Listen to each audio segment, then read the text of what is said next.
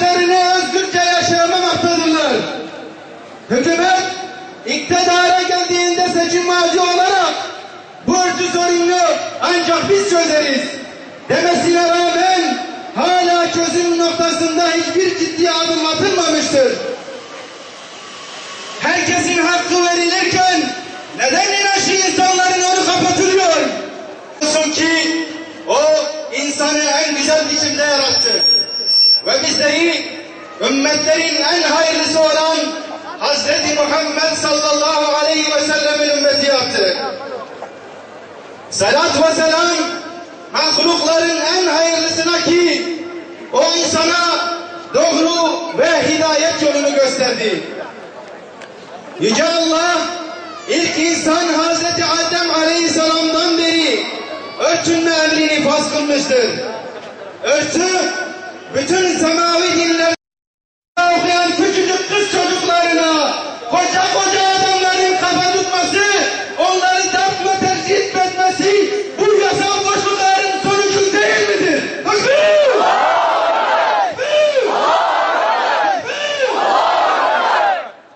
Bireyin inançlarından ve ideolojilerinden dolayı fıtraten sahip olmuş olduğu yaşama hakkı, özgürlük hakkı, ana dilde konuşma hakkı, inançları gereği yaşama ve yaşatma hakkı, eğitim ve öğretim hakkı, sosyal ve kültürel hakları, özgürce düşünme hakkı ve kendisini ifade etme hakkı, kime ibadet edecek ve kime kulluk yapması gerektiğini kendisi karar verme hakkı ve benzeri haklardan inançları gereği hiç kimse mahrum bırakılamaz.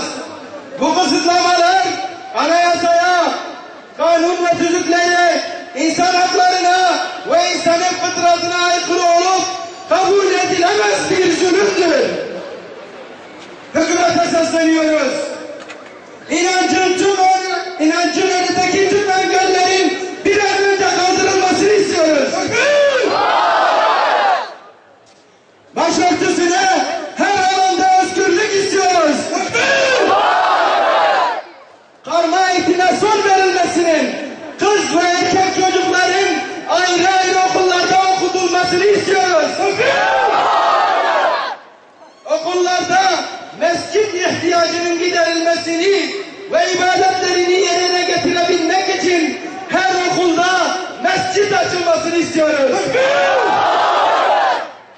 Irkçılık eseri olan andımız dayatmasının kaldırılmasını istiyoruz.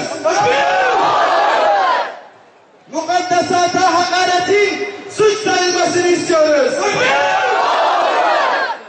Eğitimde velilerin tercihlerinin dikkate alınmasını, çocuk reşit oluncaya kadar anne babasının eğitimi ve gözetimi altındadır.